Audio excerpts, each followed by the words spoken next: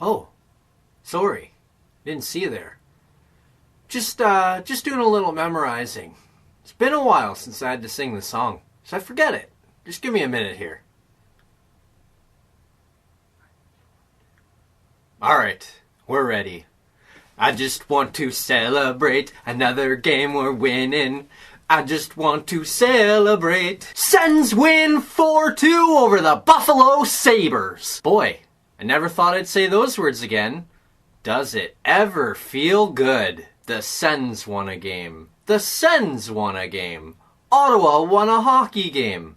How awesome is that? As always, before we get into the game, we've got to go over roster changes. And boy, were there ever a lot. The biggest one came between the pipes, where Craig Anderson would start again, but his backup would be a new face. After his ugly performance against the Coyotes on Tuesday, Mike Condon was placed on waivers at noon on Wednesday. Condon officially cleared waivers at noon on Thursday. With Condon clearing waivers, the Sens sent him down to Belleville, where he's expected to get some ice time and hopefully rebuild his game. As sad as it is to see him have to go through this, it is deserved. After being a key reason, and maybe the reason, the Sens made the playoffs in 2017, he hasn't nearly been as good over the last 2 seasons. And so far this season, in 2 games, well actually more like just shy of 4 periods, he's given up 8 goals. That's simply not good enough. Hopefully he can rebuild his game. He needs it, the Sens need it, and most importantly, Craig Anderson needs it.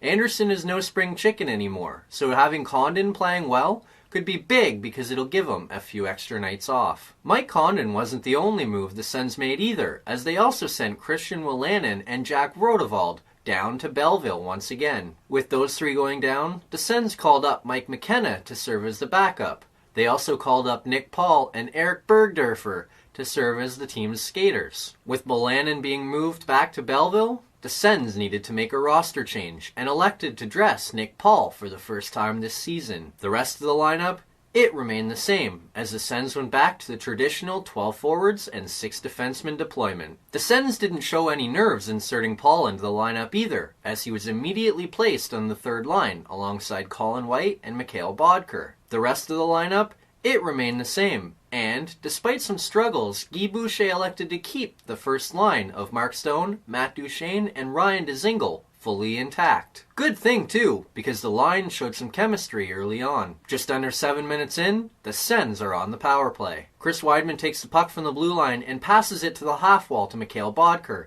He passes it down low to Ryan Dzingel, who pulls the puck in front of the net and quickly shoots on Carter Hutton. Hutton makes the first save, but Dzingel keeps jamming away at it, finally banging it home to give the Sens a 1-0 lead. Never give up. It's an excellent catchphrase, and Dzingel shows why on this play. He sticks with it, keeps jamming away, and finally gets rewarded. Keep it up, boys. And the man with no hands, I'm such an idiot, has his 5th of the year already and leads the Sens in goal scoring. Both teams have some chances, neither team finds the back of the net, and the Sens take a 1-0 lead into the first intermission. A minute into the second, the Sens win the faceoff. The puck comes back to Chabot. He slides a pass across to DeMello, who fires a shot and misses the net. Ugh, come on, boys! It's a 4x6! Hit the net! Oh, wait. It went in! The puck bounces off the end boards, and with Hutton scrambling to get back in his goal after the shot, the puck hits him in the back and goes in the net. Ugly goal, but the Sens are up 2-0. And, for the 3rd time in the last 4 games, the Sens have a 2-0 second period lead. And, after blowing the last 2, could you please hold on to this one? Listen, Chris, we know you're a little high-strung. How about we help you out a little bit? Why, yes. Yes, please. Colin White comes riding in on a white horse to save the day and ease my nerves as he bangs home an empty net goal to give the Sens a 3-0 advantage. What a play by Stone. After a tough night against Arizona, I said we could expect a bounce back, and boy did we ever get one. Stone was hard on the puck all night and was back to being Stone. Part of that came on the power play, as Stone faked out the whole Sabres team before passing the puck to White. Stone's fake-out gave White all the time in the world, and he tapped it into the empty net, giving him his 3rd goal of the season. And best of all, he hit the net! And better yet, They managed to get to the intermission with their lead intact. Believe it or not, I was very pleased with the effort of the Sens in the first 2 periods. Those 2 periods were easily some of the best periods they've played all season long. The Sens were tenacious, forced plenty of turnovers, and really didn't give the Sabres much of anything. The Sabres got their shots, but for the majority of the first 2 periods, it didn't feel like the Sens were under very much stress. Most of the stressing came from Ottawa carrying the play and not getting any goals as a result of it. After 2 good periods, keep it up, boys, and bring it home. Yeah, about that. A minute into the third, Jack Eichel's point shot gets tipped in front by Jason Pominville, and just like that, it's 3-1. Come on, Mad Max, you gotta tie up that stick. You left Pominville free in front of the net. And if you give the NHLers a free stick, they're going to tip it in more times than not. Don't make it more difficult on your goalie. Having said that, it was nice to see Pominville get a goal in his 1,000th game. I just wish it didn't come in the first minute of the third period. Stop the bleeding, boys. That goal left me feeling like this game was about to collapse. And apparently I was right. Not even 3 minutes later, the Sabres are on the power play. Eichel sends a pass back to Ristolainen, who fires a shot from the point. It gets through a crowd, Jeff Skinner tips it, and it gets by Anderson. What did I just say about leaving guys open in front of the net? If you give the NHLers a free stick, they're going to tip it in more times than not. Don't make it more difficult on your goalie. Can someone listen? The Sabres had 2 players standing to the right of Anderson in front of the net. While there was no screen on the play, DeMello seemed to make sure of that by standing to the left of Anderson. By doing that, he left both Sabres free, and, you guessed it, they tipped it in, and now Ottawa's lead is cut to 3-2. Get back to work, fellas! They don't, but Anderson channels his inner Nikolai Habibulin and puts up a wall in the Sens' goal. Finally, with the net empty, the Sens give me a chance to breathe. DeMello dumps it out to center ice, Mark Stone knocks it out of the air, and with Ryan streaking to the net, feeds Ryan, who taps it into the empty net to give the Sens a 4-2 advantage. That's how things would end, and the Sens win 4-2. After the way the third period went, it felt more like an escape than a win, which is sad because of the way they played over the first 2 periods. You can't sit on a lead. You would think after all the times you've seen the Leafs do it, you would have learned by now. I guess not.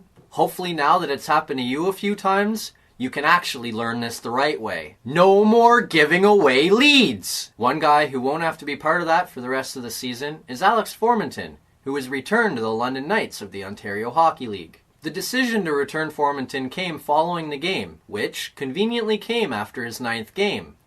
That 9th game was the cutoff point, after which time the Sens needed to make a decision.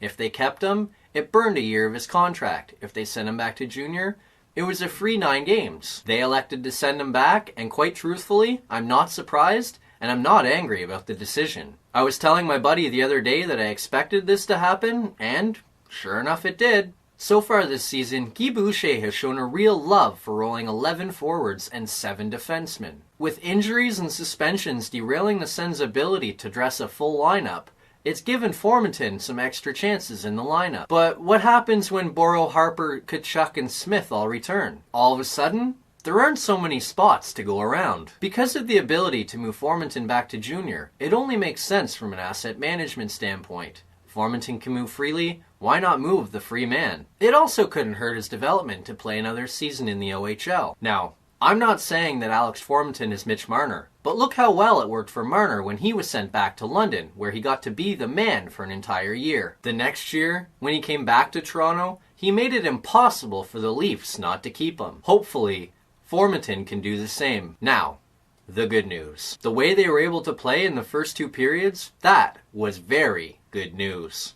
I'll be honest, I was getting extremely discouraged with the way this team was able to play over the last 4 games. Not only could this team not hold a lead, but they weren't playing very good defense, and they looked extremely lethargic at times. Last night, at least for the first 2 periods, that wasn't the case. They were flying, they were being hard on the puck, they were making life difficult for the Sabres, and they were being very disciplined. It was an excellent effort, and it was nice to see, after a longish, ugly road trip, that this team was able to come home and put forth an effort just like that. We need more of that. What we don't need is more of the bad news. And that bad news was the way they played in the third period. They sat back, they let the Sabres take it to them, they were undisciplined, and they seemed to crack under the pressure of having to hold the lead. That third period, they were outshot 23-8. That's just not good enough. After blowing 2-0 leads to Colorado and Vegas, you would have thought this team would have known better than to sit back and let teams come at them in the second half of the game. I would have thought they would have learned that lesson after Sunday. I guess not. Hopefully they have learned that lesson now, though. Sens fans will get the chance to find out if they've learned that lesson when they return to the ice on Saturday afternoon for the back half of their home-and-home series against the Sabres in Buffalo. Finish what you started in the first 2 periods. See ya Saturday afternoon.